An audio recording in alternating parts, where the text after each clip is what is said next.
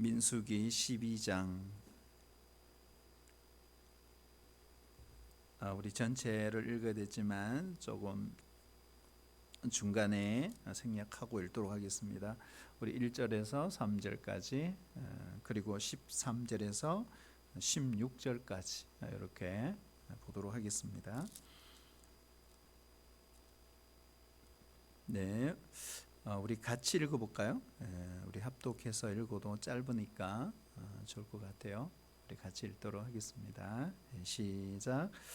모세가 구스 여자를 취하였더니 그 구스 여자를 취하였으므로 미리암과 아돈이 모세를 비방하니라.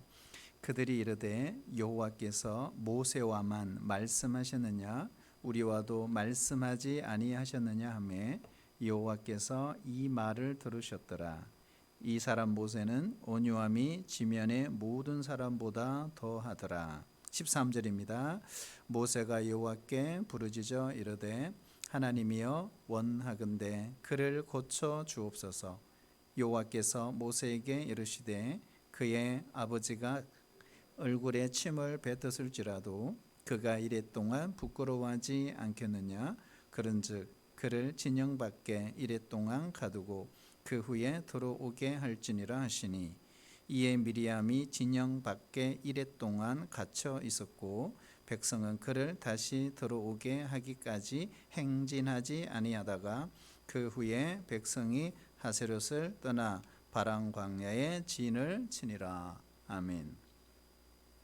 한번 따라해 주실래요? 하세롯. 하세롯. 오늘은 하세롯이라고 하는 이곳에서 어떤 사건이 일어났는가, 오늘 함께 읽은 이 말씀의 내용입니다. 우리 지난 시간 우리가 공부한 내용을 잠깐 복습을 해보면 시내산에서 출발했죠. 그렇죠? 시내산에서 출발해서 어디로 갔죠? 우리는 그때만 알잖아요. 다베라, 그렇죠? 다베라를 거쳐서 기브롯 핫다와라는 지역으로 갔어요. 그래서 지난주 이 두 지역에서 어떤 일이 있었는지를 공부를 했어요. 자, 그런데 시내산에서 얼마 머물렀다 그랬죠? 시내산에서 얼마요? 11개월 5일, 정확하게 11개월 5일, 그렇죠?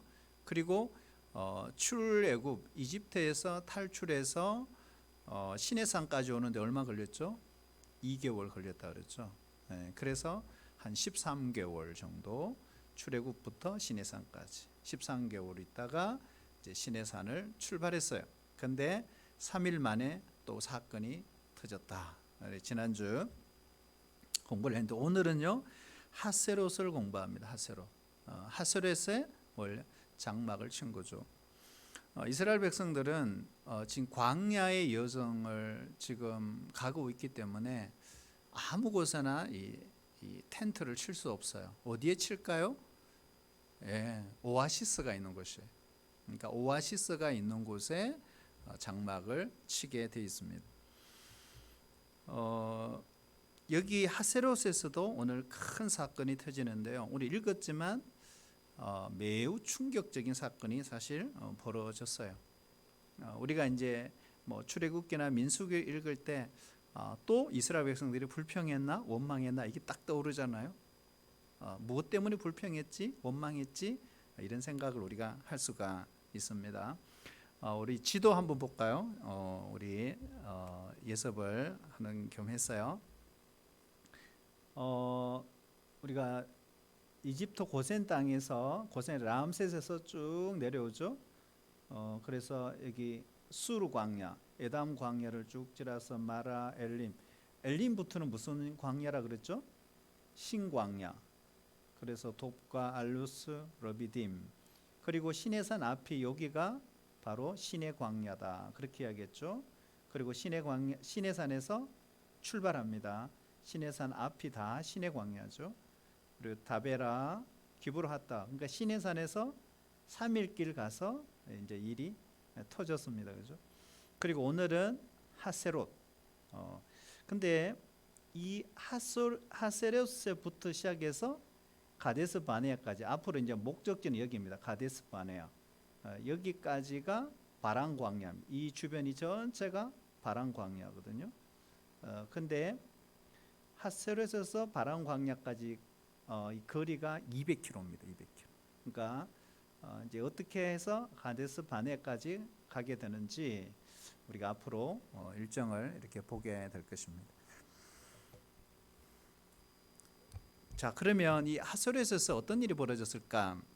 오늘 1절을 보면 나오죠. 1절을 보면 모세가 구스 여자를 취하였더니, 그렇죠? 그 구스 여자를 취하였으므로 비방하는 사람이 있었어요. 누굽니까? 이번에는 참 독특합니다. 백성이 아니죠. 누구죠? 미리암과 아론입니다. 미리암과 아론이 모세를 비방했다 그랬어요. 12장 전체 내용의 사건이 여기서부터 터지기 시작한 거거든요. 여러분, 광야의 여정은 참 힘든 여정입니다. 여러분, 쉽지 않아요. 어려워요.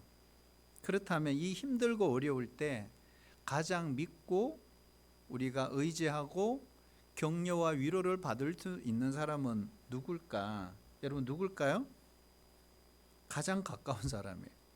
그렇죠? 가장 가까운 사람.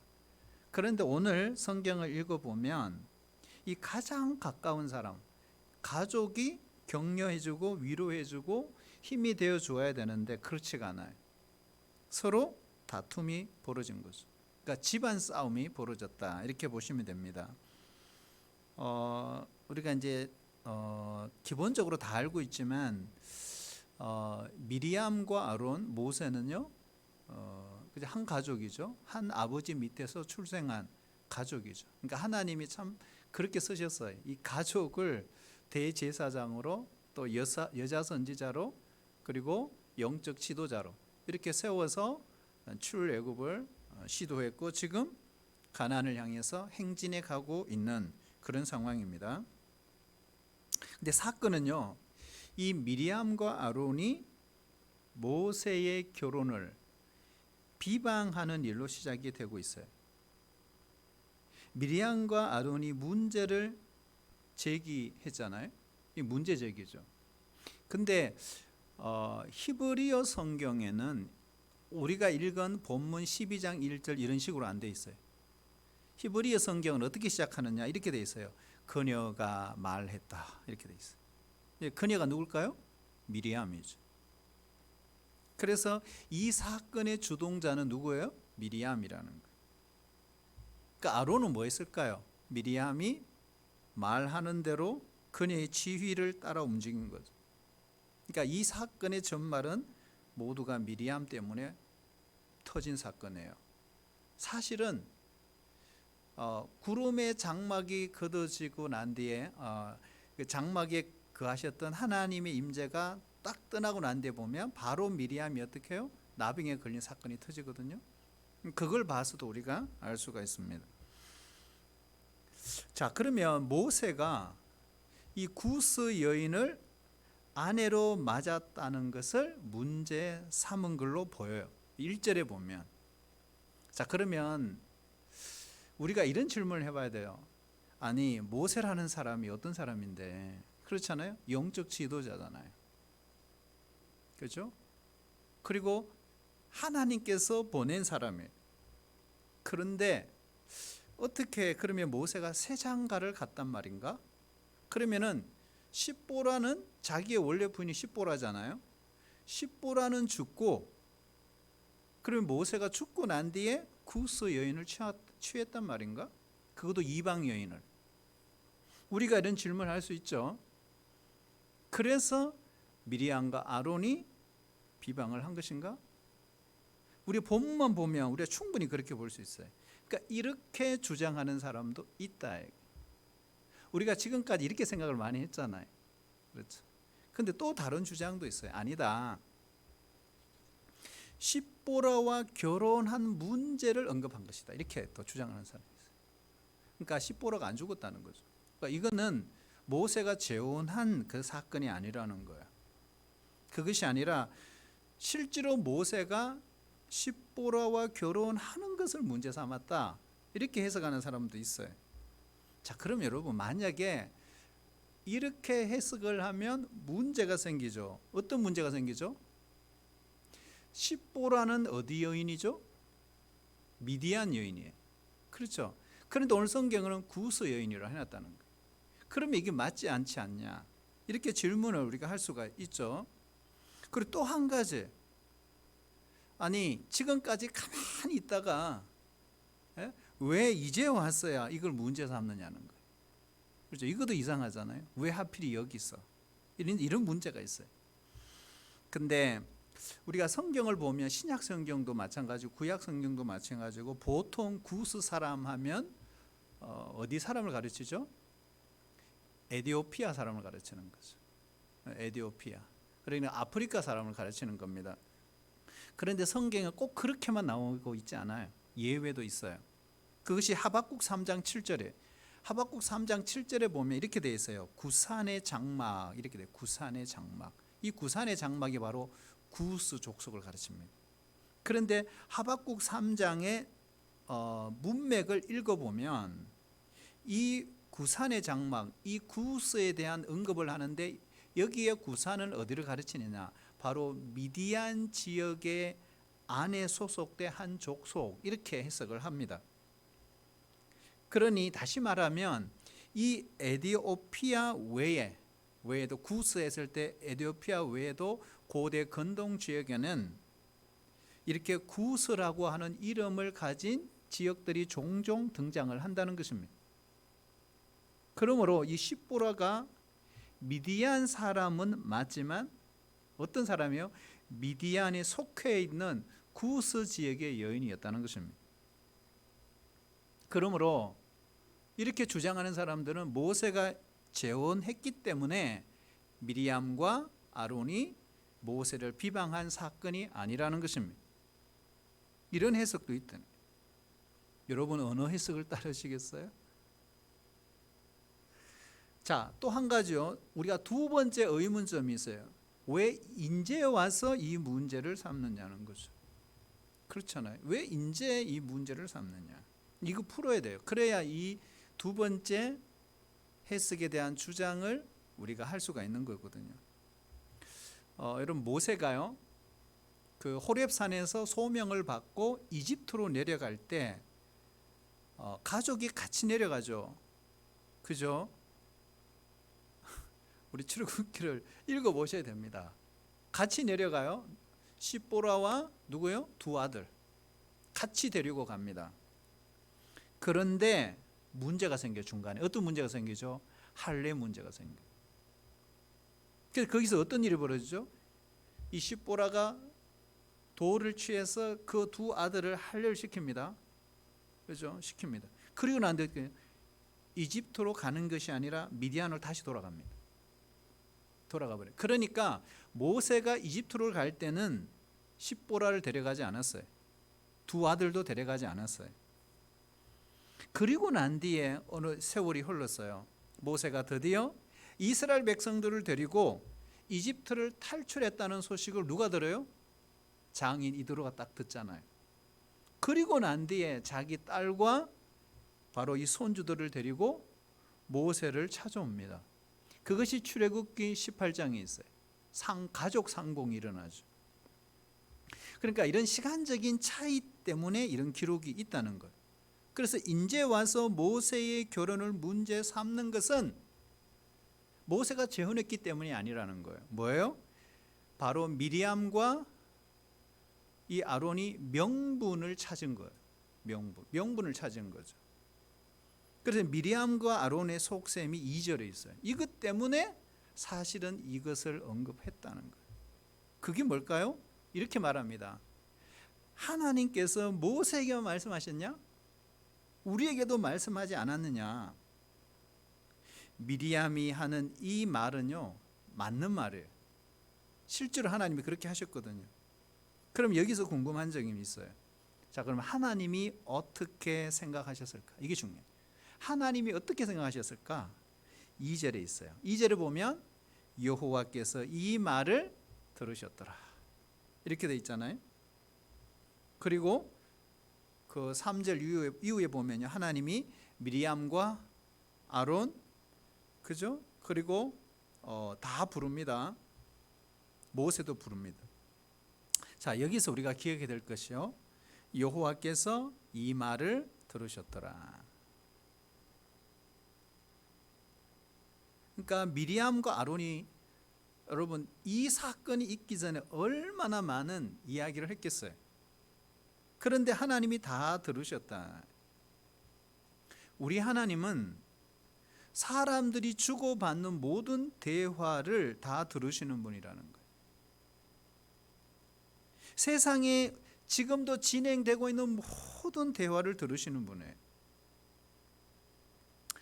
여러분, 모세에 대한 비방도 들으셨어요, 하나님. 자, 그러면 하나님이 어떻게 하셨을까요? 모세는 하나님 앞에 자기를 낮추어요. 그리고 모세는 이 비방의 말을, 비난의 말을 듣고도 아무런 조치를 취하지 않습니다. 그래서 3절에 보면 이렇게 말하잖아요. 모세는 땅 위에 있는 어떤 사람들보다 가장 온유한 사람이다, 이렇게 표현하고 있어요. 4절에 보면 하나님이 모세와 아론과 미리암을 어디로 불러요? 회막으로 다 불렀습니다. 그리고 불러놓고 말씀하시죠. 무슨 말씀하세요? 아주 호되게 우주름을 하시잖아요. 이렇게 말해요. 하나님은 모세는 그 누구와도 비교할 수 없다. 하나님이 이야기하시는, 모세를 인정하시는 거예요. 그 누구와도 비교할 수 없다. 그리고 그 누구도 넘볼 수 없는 특별한 위치에 있는 사람입니다. 그러니까 하나님이 누구의 손을 들어줬죠? 모세의 손을 딱 들어주십니다. 그리고 이렇게 말하잖아요. 선지자들과는 환상을 통해서, 꿈을 통해서 내가 말을 한다. 하지만 모세는 그렇지가 않다. 모세는 어떻게 해요? 직접 내가 말한다. 이렇게 말해요. 얼굴과 얼굴을 대하고 내가 말하는 사람이다. 그래서 8절에 보면요, 모세의 손을 하나님이 들어주시면서 이렇게 말하잖아요. 너희가 어찌하여 내 종 모세 비방하기를 두려워하지 않느냐, 이렇게 돼 있어요. 그래서 그 결과, 비방의 결과 어떻게 되죠? 미리암이 나병에 걸리는 이런 일이 벌어졌어요. 그러니까 회막에 하나님의 임재로 구름이 앉았을 때는 볼 수 없었어요. 그러나 구름이 그치고 난 뒤에 이런 일이 벌어진 거죠. 불치의 병에 걸린 것입니다. 그러니까 점점점 몸이 썩어져 들어가는. 그래도 모세 입장에서는 미리암이 누님이잖아요. 그래서 하나님께 고쳐달라고 간절히 기도합니다. 여러분, 문제는요, 자기 하나 잘못했지만 실제로 그 한 사람, 미리암 한 사람의 문제가 아니었어요. 그 15절에 보시면요, 이 한 사람의 비방으로 말미암아서 이 전체 이스라엘이 시내산에서 출발해서 계속 북진을 해야 되는데 이 사건을 통해 어떻게 해요? 멈춰버린 거예요. 일주일 동안 꼼짝을 못한 겁니다. 15절에 이렇게 말하잖아요. 미리암이 진영 밖에 이레 동안 갇혀 있었고 백성은 그를 다시 들어오게 하기까지 진행하지 아니하다가, 이렇게 되어 있습니다. 여러분, 오늘 이 사건에서 우리에게 주시는 중요한 영적인 메시지가 저는 두 가지가 있다고 생각해요. 첫 번째는 말입니다. 그러니까 이 말의 중요성을 우리에게 가르쳐 주는 것이죠. 우리가 출애굽 후에 계속해서 천국을 향해 가야 되잖아요.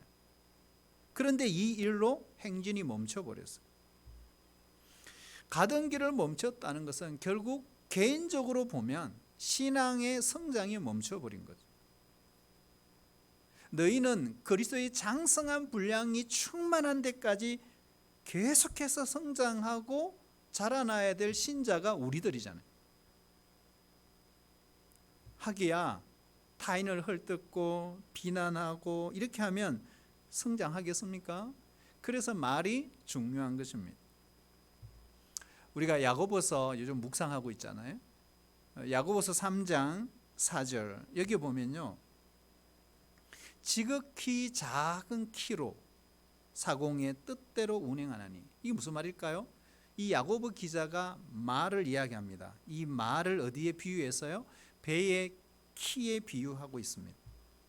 엄청난 큰 배라도 작은 키 하나로 방향을 틀어버린다.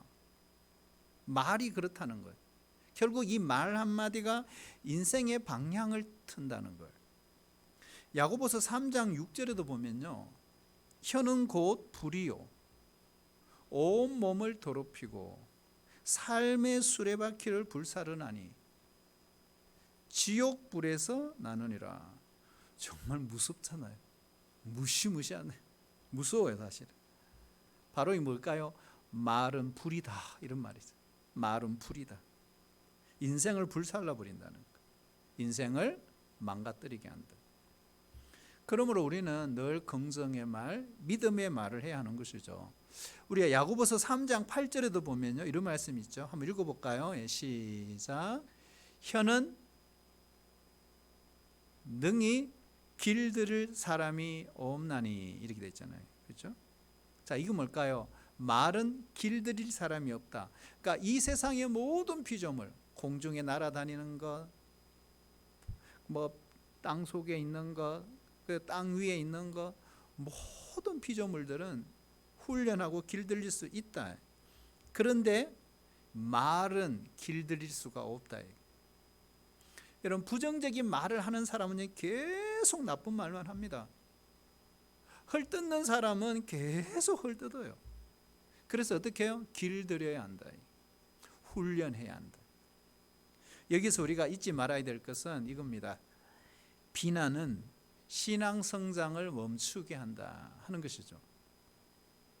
자, 하나 더 우리가 봐야 될 것이 권위의 문제예요. 권위. 오늘 이 본문에 보면요, 권위에 거역하는. 그래서 권위의 거역은 결국 인생을 무너뜨리는 죄와 같다. 우리가 결론부터 말씀드리면요, 이겁니다. 권위에 대한 거역의 결과 어떻게 됐을까?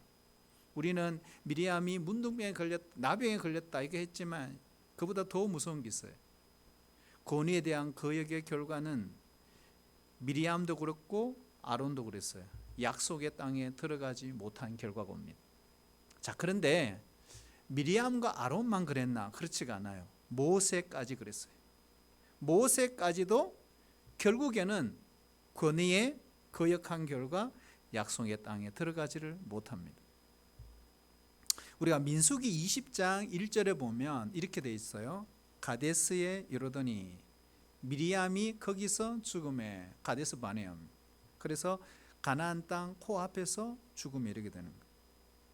민수기 20장 8절, 민수기 마지막 29절 28절에 보면 아론이 그 산 꼭대기에서 죽으니라.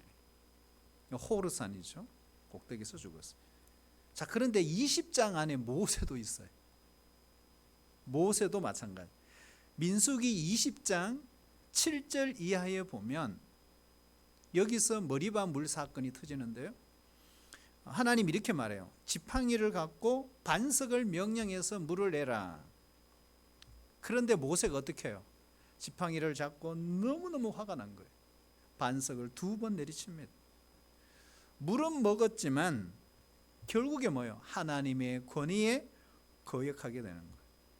이 일로 가나안 땅에 들어가지를 못합니다. 그래서 민수기 20장 12절 우리 한번 읽어볼까요? 거기에 보면 너희가 나를 믿지 아니하고 내 거룩함을 나타내지 아니함으로 들어가지 못한다. 이거는 모세와 아론에게 하시는 하나님의 말씀입니다. 그래서 결국 권위에 대한 불순종, 그죠? 이걸로 인해서 모세조차도 들어가지 못하게 되는 이런 일이 벌어지게 되는 것이죠. 우리 사회를 보면 이 권위가 큰 화두둥이 하나입니다. 그러니까 오늘 이 시대는 포스트 모더니즘 시대의 특징이 권위가 상실된 시대입니다. 권위에 대한 비판, 권위에 대한 반항, 마치 이것이 당연한 것처럼 여겨지는 시대입니다. 그래서 우리가 사회의 모든 영역을 돌아보면 이 권위의 부재 현상이 있어요. 그래서 막 혼란이 오잖아요. 그리고 막 갈등을 막 우리가 경험하고 있어요. 학교에서도 그렇고 가정에서도 그렇고 군대에서도 그렇고. 여러분, 성경은 권위주의는 비성경적입니다. 하지만 성경은 권위를 이야기하고 있습니다. 지금도 우리 사회가 홍역을 치르고 있는 것 중에 하나가 이겁니다. 권위주의를 배격하다가 권위까지 부정하게 되는 이런 경향들이 나타나고 있는 것이죠. 하나님이 세우신 그 리더들을 위해서 기도하기보다는 오늘 미리암과 아론처럼 원망하고 불평하는 이런 일들, 자녀들이 부모를 거역하는 것, 스승을 거역하는 학생들, 반항하는 것. 자, 그런데 중요한 것은 어디에서 이런 거역을 배웠을까 하는 것입니다. 혹시 우리들 부모에게서 배우지 않았을까요? 부모에게서. 부모들이요, 늘 나라의 지도자를, 때로는 영적인 지도자를, 가정의 어른들을 비본질적인 일들로 비방하고 거역하는 걸 보는 거예요. 그래서 우리 자녀들이 습관적으로 배운 것은 아닐까. 그래서 이런 말이 있잖아요. 자식은 부모 앞에서 배우는 것이 아니라 부모의 뒷모습에서 배운다. 결국 잘못된 본을 보인 부모된 우리들이 먼저 회개해야 되는 거죠. 부모가 회개하면요, 자녀들이 제일 먼저 알아차립니다. 거역이 아닌 순종의 모범을 우리가 보여야 하는 것이고 존중의 모범을 보여야 하는 것입니다. 여러분, 가정도 보면 원래 우리나라는 전통적 가정이죠. 여러분, 전통적 가정이란 게 뭘까요? 가장이신 그분에게 모든 권위가 주어지고, 그리고 모든 가족들은 그 권위 앞에 순종을 하는 거죠. 그러다 보니까 가족 구성원들이 누려야 될 그 자유를 마음껏 누리지 못하는. 그래서 우리 유교 문화가 그런 특징이 있잖아요. 그러니까 유교 문화권에서 살다 보니까 사실 우리가 그런 것들이 있었습니다. 전통적인 가정에서 벌어진 일이죠. 그런데 이제는 조금 많이, 오늘날 가정은 많이 달라요. 전통적인 가정보다는 어떤 가정일까요? 가정의 구성원들의 그 개성을 존중하고 자유를 존중하는, 그리고 마음껏 누리도록 만드는. 그러니까 오늘날 가정의 그 분위기인 거죠. 근데 이렇게 넘어오는 과정에서 많은 갈등과 혼선이 벌어지게 되는 것이죠. 근데 저희 집은 보면은 아주 일찍이 전통적 가정에서 현대적 가정으로 넘어온 것 같아요. 저희 집 사람이 처음에 저희 집에 인사하러 와서 깜짝 놀랐다 그러잖아요. 저는 늘 핫바지 입고 다니고, 어른들 그냥 바지 있잖아요, 이게. 그런 거 입고 다니는데 집에 딱 오니까 신우 2명이 배꼽 티를 입고 다니더라고요. 너무 놀랬다. 자유를 마음껏 만끽하더라도 타치하지 않는, 그게 그죠? 뭐 꼭 좋은 건 아니죠. 하여튼 그런 거죠. 그래서 오늘 현대의 가정들은 많이 달라졌어요. 그러다 보니까 개인의 개성과 자유를 너무너무 강조하다 보니까 이 질서라는 게 없어진 거죠. 전통적 가정은 가장 중요한 게 뭐예요? 권위하면 질서를 말하거든요. 근데 이제 현대의 가정은 뭐예요? 이 권위가 무너지면서 질서조차도 무너지는 이런 일들이 벌어지게 된 거죠. 자, 그런데 여러분, 중요한 것은요, 성경이 뭐라고 하고 있느냐는 중요한 것입니다. 여러분, 성경이 말하는 가장 성경적인 가정, 그게 뭘까요? 그것은 하나님이 우리 가정을 다스리시는 주인이 되게 하시는 거예요. 이게 가장 중요한 거죠. 그리고 그 권위, 하나님의 권위를 누구에게 위임했어요? 부모에게 위임한 거죠. 그래서 모든 자녀들은 바로 이 하나님의 권위를 부여받은 부모님을 존중하고 잘 따르고 순종하고, 그리고 이 권위를 받은 부모님들은 믿음으로 내 자녀들을 정말 사랑하고 말씀으로 양육하고 키워내는 것, 이것이 성경적인 가정의 권위인 것입니다. 우리가 거역하고 싶을 때, 그래서 늘 기억해야 될 것이 있어요. 거역하고 싶을 때 뭘 기억해야 되는가? 이겁니다. 우리 안에는 거역을 즐기는 옛 본성이 있다는 사실입니다. 이 꿈틀거리고 시퍼렇게 살아있어요. 그러나 우리가 예수님 믿는 순간 우리 안에 거듭난 성품은 이제는 거역이 아니라 순종의 길로 선택하며 살아갑니다. 예수님이 일생을 두고 실천하고 그분이 하시고자 했던 일이 있어요. 그게 바로 히브리서 5장 8절에서 9절이잖아요. 그가 아들이시면서 받으신 고난으로 순종함을 배워서 온전하게 되셨은즉, 이래 되죠. 빌립보서 2장 8절에도 보면 사람의 모양으로 나타나서 자기를 낮추시고 죽기까지 복종하셨으니 그 십자가에 죽으심이라. 우리가 예수님을 따르는 제자라면 여러분, 우리가 배워야 될 일, 우리가 해야 될 일은 뭘까? 이겁니다. 순종의 사람으로 살아가는 것입니다. 세상의 문화가, 세상의 흐름이 우리에게 무엇을 충동하든지 중요한 것은 주님의 명령입니다. 주님의 모범입니다. 십자가를 지시는 전날 밤 우리 예수님께는 선택의 여지가 있었습니다. 그러나 예수님은 내 뜻대로 마옵시고 아버지의 뜻대로 되기를 원합나이다 기도하셨어요. 거역이 아닌 순종을 결단한 거예요. 여러분, 우리는 예수님의 제자잖아요. 그러니 이 오늘 이 시대의 이 거역의 문화 한복판에서 거역이 아닌 순종의 삶을 결단해야 하는 것입니다. 그러나 만일 거꾸로 이 순종 배우기를 거부하고 거역을 선택한다면 우리가 약속의 땅 천국을 향해 가는 그 행진이 우리 미래에 멈출 가능성이 있습니다. 그럼 우리는 선택해야 되는 거죠. 뭘 해야 될까요? 순종이냐 거역이냐, 순종이냐 거역이냐. 이렇게 해서 하세롯, 이 사건이 하세롯에서 터졌어요. 하세롯에서 일주일 지난 뒤에 그 다음 어디를 떠나요? 바란 광야로 출발합니다. 여러분, 지금까지 우리 보면 많은 광야를 지나왔잖아요. 처음 지난 광야이 뭐죠? 첫 번째 수르 광야, 에담 광야라 그러죠. 그리고 신광야, 그리고 신의 광야, 그리고 다음 주는요 무슨 광야요? 바란 광야. 가장 넓고 거칠고 크고 두려운 광야. 신명기 1장에는 그렇게 표현해요. 크고 두려운 광야, 이렇게 표현하고 있어요. 200km나 확 펼쳐져 있는 그 광야.